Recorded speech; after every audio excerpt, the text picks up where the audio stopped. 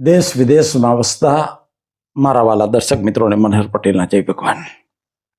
મિત્રો, આજે ત્રીજો દિવસ પુરુષોત્તમ માસનો. આજે છત્રપતિ શિવાજીના ગુરુ સ્વામી રામદાસના જીવનની એક સત્ય ઘટના કહી રહ્યો છું. બરાબર ધ્યાનથી સાંભળજો. યોગ્ય લાગે તો તમારા સગા સંબંધી મિત્ર વર્તુળોની અંદર આ વિડીયોને શેર કરજો. કદાચ કોઈની દ્રષ્ટિ બદલાઈ જાય સાહેબ. સ્વામી રામદાસ એક દિવસે બજારની અંદર ઊભી બજારે નીકળતા હોય છે અને તે વખતે એક મેળી ઉપર એ ગણિકા પોતાનું રૂપ લઈ અને ગણિકા મેળીમાં ઊભી હોય છે. ગણિકા પોતાના ગ્રાહકની રાહ જુએ છે. સાહેબ, ત્યાં તો સ્વામી રામદાસ આમ બજારમાં ચાલતા જાય છે હાથીની જેમ અને ગણિકાને જુએ છે અને ગણિકાને જોઈ અને ગણિકાની નજર અને સ્વામી રામદાસની નજર એક થઈ જાય. સ્વામી રામદાસના પગ થંભી જાય. એક સ્ટેચ્યુ જે ઊભું કર્યું હોય એ રીતે સ્વામી રામદાસ સ્ટેચ્યુની જેમ ત્યાં શોર્ટ થઈ જાય. હાલતા નથી, ચાલતા નથી, માત્ર નજર ગણિકાની દ્રષ્ટિ ઉપર છે. ગણિકાની દ્રષ્ટિ પણ રામદાસ ઉપર છે. લોકોએ જોયું, તમાશાને તેડા ના હોય કોઈ દિવસે, લોકોએ જોયું કે છત્રપતિ શિવાજીનો ગુરુ સ્વામી રામદાસ આજે ગણિકાના રૂપની પાછળ પાગલ બન્યો છે. 2, 5, 10, 15, 50, 100, 500, 1000 માણસોનું ટોળું ધીમે ધીમે ભેગું થાય. ગણિકાને અહંકાર થયો પોતાના રૂપ ઉપર. કહ્યું છે ને, ગોરે રંગ પેતઉત ના ગુમાન કર, ગોરે રંગ તો એક દિન જલ જાયેગા. રૂપનું અભિમાન ક્યારે ના કરવું. ગણિકાને પોતાના રૂપનો અભિમાન થયું કે વાહ, આજ સુધી તો સંસારી પુરુષો મારા રૂપની પાછળ પાગલ બન્યા, પણ આજે તો સ્વામી રામદાસ જેવો સમર્થ ગુરુ, છત્રપતિ શિવાજીનો ગુરુ, એ મારા રૂપની અંદર પાગલ બન્યો. અભિમાન થયું. મારું રૂપ, મારા રૂપમાં કેટલી તાકાત છે કે સમર્થ સ્વામી રામદાસને પણ મારા રૂપના બાણ વાગી ગયા, પાગલ થઈ ગયા. 1500, 1000 માણસનું ટોળું ભેગું થયું. ગણિકાને એમ થયું કે કદાચ સ્વામી રામદાસને આ લોકો મારી નાખશે. અને એની બુદ્ધિ સૂજી એટલે દોડતી સ્વામી રામદાસની પાસે આવી અને સ્વામી રામદાસને કહેવા લાગી કે તમે છત્રપતિ શિવાજીના ગુરુ છો.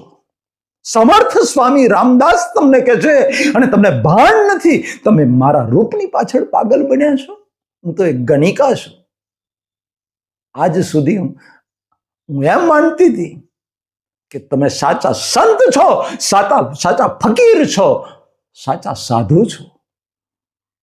આજે ખબર પડી કે તમારી અંદર કામ વાસના કેટલી ભરેલી છે. ત્યારે સાહેબ, સ્વામી રામદાસે જે જવાબ આપ્યો ને, એ જવાબ મારે ને તમારે ને આ દુનિયાના બધા લોકોએ જીવનમાં વણી લેવા જેવો છે. સ્વામી રામદાસે કહ્યું, બેટા, હું તારા રૂપમાં પાગલ નહોતો થયો, પણ તારું રૂપ જોયું. ભગવાને તને છૂટા હાથે રૂપ આપી દીધું છે. કદાચ મને એવું લાગે છે કે તને રૂપ આપ્યા પછી, તારું આ પૂતળું બનાવ્યા પછી કુદરતે હાથ ધોઈ નાખ્યા હશે. આ દુનિયાની બધી સ્ત્રીઓનું રૂપ ભેગું કરી અને તારા પૂતળાની અંદર એ રૂપ મૂકી દીધું છે. એ તારું રૂપના અંબારનું આ પૂતળું જોઈ અને હું ઘેલો થઈ ગયો. એ રૂપના બાણ મને હૃદયમાં સોસરવા ઉતરી ગયા. ત્યારે ગણિકાએ કહ્યું કે ધિક્કાર છે સ્વામી રામદાસ તમને, કે તમે એક ગણિકાના રૂપની પાછળ આટલા પાગલ બન્યા. બેટા, તારી ભૂલ થાય છે. હું ચોક્કસ તારા રૂપમાં પાગલ થયો તો તારા રૂપને જોઈને હું ઊભો રહ્યો, પણ એટલા માટે ઊભો રહ્યો કે તારું રૂપ જોઈને મને એમ થયું કે જેને આટલું સુંદર પૂતળું બનાવ્યું, એ પૂતળાને બનાવનાર મારો કૃષ્ણ કનૈયો, મારો ભગવાન કેટલો સુંદર હશે.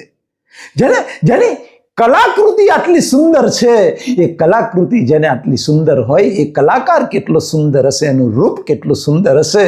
કલાકૃતિમાં મને કલાકારના દર્શન થયા, તારા રૂપની અંદર મને મારો ભગવાન દેખાયો, મને મારો કૃષ્ણ કનૈયો દેખાયો, અને એ દર્શન માટે મારા પગ થંભી ગયા. હું તારા રૂપના દર્શન નહોતો કરતો, પણ તારા રૂપની અંદર છુપાયેલા ભગવાનના કૃષ્ણના દર્શન મને થતા હતા. એ દર્શન કરવા માટે મારા પગ થંભી ગયા, હું ઊભો રહ્યો. કેટલી મહાન દ્રષ્ટિ સાહેબ! અને આ જવાબ સાંભળ્યો ને ત્યાં તો ગણિકા પગમાં પડી ગઈ. વાહ! અમે સંસારી પુરુષો, મંદ બુદ્ધિના પુરુષો, આટલી ઊંચી દ્રષ્ટિ સંતોની, આટલી ઊંચી દ્રષ્ટિને અમે સમજી ના શક્યા. અને ગણિકા પગમાં પડીને માફી માગી લીધી. મને માફ કરી દો, મારે ગણિકાનો ધંધો નથી કરવો, મને આજીવન તમારી શિષ્યા બનાવી દો, તમારી કંઠી પહેરાવી દો. કહેવાય છે કે ગણિકા આજીવન સ્વામી રામદાસને શિષ્યા બની જાય છે. અને લોકોનું તો કહેવું શું યાર છે ને, આ સમાજ, સંતોને સમાજના સર્ટિફિકેટની જરૂર નથી, સંતોને તો કુદરતના સર્ટિફિકેટની જરૂર હોય છે. આ સાંભળીને સાહેબ, જે 1000-1500 માણસનું ટોળું ભેગું થયું હતું ને, એ નતમસ્તક નીચું ગાલીને એક પછી એક બધા શરમથી માથું ઝુકાઈને નીકળી ગયા કે વાહ, આપણે સ્વામી રામદાસને ના ઓળખી શક્યા. સાહેબ, સંતોની દ્રષ્ટિ છે ને, એ તો સંતો જ ઓળખી શકે.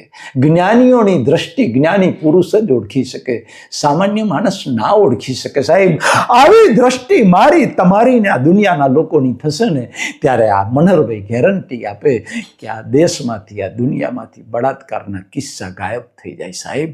કારણ કે આવી દ્રષ્ટિ ઊભી થાય ને, ત્યારે પોતાનીથી મોટી ઉંમરની કોઈ સ્ત્રી જતી હોય એમાં માના દર્શન થાય, મારી ઉંમરની સ્ત્રી જતી હોય તો મનહરભાઈને બહેનના દર્શન થાય, અને મારાથી નાની ઉંમરની છોકરી જતી હોય તો એમાં દીકરીના દર્શન થાય.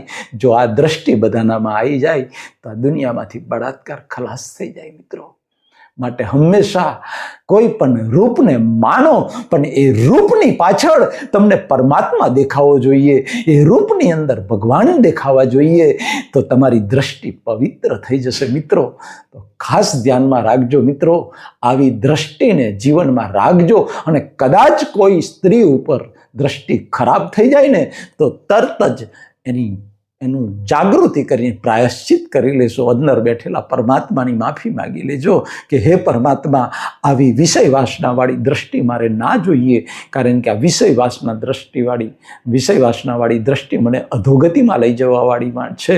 એટલે અંદર બેઠેલા પરમાત્મા પાસે માફી માગી લેજો કે મને માફ કરી દો કે મારાથી આવો ખરાબ ભાવ ઊભો થઈ ગયો, આવો ભાવ મારે ના જોઈએ, અને હવે પછી આવો ભાવ મારામાં ઊભો ના થાય, એ માટે હે પરમપિતા પરમાત્મા, મને અનંત શક્તિ આપો, એવી નિર્મળ દ્રષ્ટિ આપો, સાચી દ્રષ્ટિ આપો કે જેની અંદર મને વિષય વાસનાના દર્શન નહીં પણ પરમાત્માના દર્શન થાય, એવી દ્રષ્ટિ આપો. પરમપિતા પરમાત્મા મારા વાલા દર્શકોને લાભ, નિરોગી આયુષ્ય આપે, હૃદયથી પ્રાર્થના. મનહર પટેલના જય ભારત, જય હિન્દ, જય ગુજરાત.